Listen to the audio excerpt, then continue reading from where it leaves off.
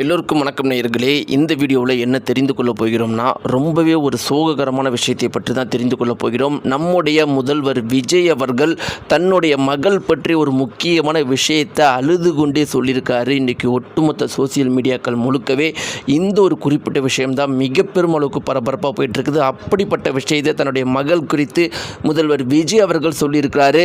எல்லாருமே அதிர்ந்து போயிருக்கிறாங்க, கண்கள் கலங்கி போயிருக்கிறாங்க. அப்படி என்ன விஷயத்தை முதல்வர் விஜய் அவங்களுடைய மகள் பண்ணாங்க அப்படிங்கிறதை பற்றி தான் நம்ம தெரிந்து கொள்ள போகிறோம். முதல்வர் விஜய் அவர்கள் கதறி கதறி அழுது கொண்டே கூறின ஒவ்வொரு விஷயத்தையுமே நம்ம தெரிந்து கொள்ள போகிறோம். வாங்க வீடியோக்குள்ளே போகலாம். நம்முடைய சேனலுக்கு நீங்கள் புதியவராக இருந்தால் மறக்காமல் சப்ஸ்கிரைப் பண்ணிட்டுங்க. நேயர்களே, இன்றைக்கி கரூரில் முதல்வர் விஜய் அவர்கள் ஸ்பீச் கொடுத்துட்டு அவர் சென்னை திரும்பி இருக்கிறாரு. கரூரில் எதனால் ஸ்பீச் கொடுத்துருக்காரு அப்படிங்கிறது நம்ம எல்லாருக்குமே தெரிஞ்ச விஷயம்தான். ஏற்கனவே சொல்லியிருந்தார். கரூரில் அத்தனை உயிர் போன பிறகு அவர் சொன்ன விஷயம், நான் முதல்வர் ஆகிட்டு மீண்டும் கரூர் திரும்பி வருவேன்னு சொல்லியிருந்தார். அதே மாதிரி இன்றைக்கி முதல்வர் ஆகிட்டு கரூர் மீண்டும் திரும்பி இருக்கிறாரு. ஸ்பீச்சில் கரூரில் நிறைய முக்கியமான விஷயங்களை சொல்லியிருந்தார். இப்படி இருக்கிறப்ப முதல்வர் விஜய் அவர்களுடைய ஆட்சி எப்படி இருக்குது அப்படின்னு பார்த்தீங்கன்னா, நம்முடைய தமிழகத்தில் இதுவரைக்கும் எத்தனையோ முதல்வர்கள் ஆண்டு இருக்கிறாங்க.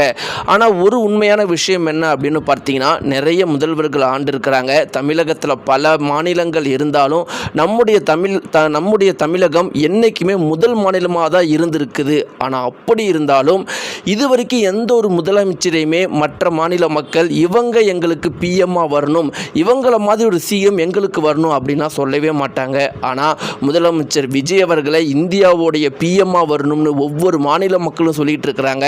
அதற்கும் மேலே இன்னும் சில பேர் என்ன சொல்கிறாங்கன்னா, தமிழ்நாட்டில் விஜயோடைய ஆட்சி ரொம்பவே சூப்பராக இருக்குது, நாங்கள் தமிழ்நாட்டுக்கே குடி புகுந்துடுறோம், அதை எப்படி பண்ணுறது அப்படிங்கிற மாதிரியும், எங்களுடைய குழந்தைகள் முதலமைச்சர் விஜய் அவர்களுடைய ஆட்சியில் வளர்ந்தால் ரொம்பவே நல்லா இருக்கும், நல்ல ஒரு எஜுகேஷன் கிடைக்கும், நல்ல ஒரு எதிர்காலம் எங்களுடைய குழந்தைகளுக்கு இருக்கும், எங்களுடைய மாநிலத்திலே நாங்கள் இருந்தால் எங்களுக்குன்னு எதிர்காலமே இல்லாமல் போயிடும், இங்கே இருக்கிற ஆட்சியாளர்கள் அவ்வளோ மோசமாக இருக்கிறாங்க, ஆனால் விஜய் அவர்கள் ரொம்பவே ஆட்சியை சூப்பராக கொடுக்குறாரு, எங்களுடைய குழந்தைகள் இப்படிப்பட்ட ஒரு ஆட்சியில் தான் வளரணும் அப்படின்னு நிறைய பேர் பேசிகிட்டு இருக்கிறாங்க.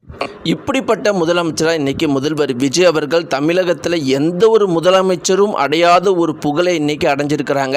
எல்லாருடைய எதிர்பார்ப்பும் என்னவா இருக்குதுன்னா, எப்போ இவர் பிஎம் ஆவாரா மாட்டாரா? நிறைய பேர் சொல்கிறது 10 வருஷத்தில் ஆயிடுவார் அப்படின்னு சொல்கிறாங்க. நம்ம பொறுத்திருந்தால் பார்க்கணும். இப்படி இருக்கும் பொழுது நேயர்களே, ஆனால் நம்முடைய தமிழக மக்கள் தாய்மார்களும் பெண்களும் முதல்வர் விஜய் அவர்கள் மேலே ஒரு குறைய சொல்லிக்கிட்டே தான் இருக்கிறாங்க. அவர் சங்கீதாவை பிரிந்து த்ரிஷாவோடு இருக்கிறது மிகப்பெரிய தவறு அப்படின்னும், ரொம்ப முக்கியமாக டிவிகே உடைய தீவிர தொண்டர்களும் தளபதி விஜயுடைய தீவிர ரசிகர்களும் இந்த குறிப்பிட்ட விஷயத்தில் உறுதியாக இருக்கிறாங்க.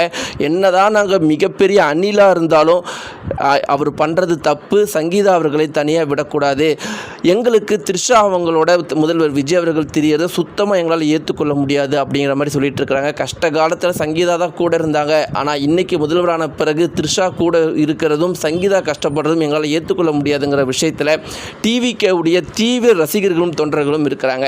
இப்படி இருக்கும் பொழுது நேயர்களே, இன்றைக்கி முதல்வர் விஜய் அவர்கள் ஒரு முக்கியமான விஷயத்தை சொல்லியிருக்கிறாரு. இதுதான் மிக பெரும் அளவுக்கு பரபரப்பையும் சோகத்தையும் ஏற்படுத்தியிருக்குது. அவர் என்ன சொல்லியிருந்தார் அப்படின்னு பார்த்தீங்கன்னா, ஆமாம், நான் சில தவறுகள் பண்ணேன், அந்த தவறுனால் என்னுடைய மனைவி என்னை விட்டு போயிட்டா, என்னுடைய பையன் ஜேசன் சஞ்சயை பற்றி எனக்கு தெரியும், ரொம்பவே கோவக்காரன், எனக்கு மேலே அவன் ஈகோ பிடிச்சவன், அவன் நான் சிஎம் கிடையாது, பிஎம் கிடையாது, இந்த உலகத்திலேயே நான் பெரிய ஆள் ஆனாலும் அவன் அம்மாவை விட்டுட்டு அவன் வரமாட்டான், ரொம்ப ஈகோ பிடிச்சவன் அப்படிங்கிறது எனக்கு தெரியும், ஆனால் என்னுடைய பொண்ணு என் கூடயே இருப்பா, எவ்வளோ சண்டை நடந்தாலும் என் கூட பேசுவா அப்படின்னு நினச்சேன், ஆனால் அவள் கூட என் கூட பேசாமல் இருக்கிறது தான் என்னால் தாங்கிக் கொள்ள முடியல. அப்போல்லாம் தினமும் என் கூட பேசுவா, ஆனால் இப்போல்லாம் எனக்கு ஒரு ஃபோன் கூட பண்ண மாட்டேங்கிறா. என் மனைவியும் மகனும் என் கூட பேசாமல் இருக்கிறத விட என் மகள் என் கூட பேசாமல் இருக்கிறது தான் என்னால் தாங்கிக் கொள்ளவே முடியல. அதுதான் ஒவ்வொரு நாளும் என்னை கொன்னுக்கிட்டு இருக்குது. அவள் கூட எப்போ நான் மறுபடியும் பேசுவேன் அப்படிங்கிற ஒரே ஒரு ஆசை மட்டும்தான் என் மனசில் இருக்குதுன்னு கதறி அழுது சொல்லியிருக்கிறாராம்.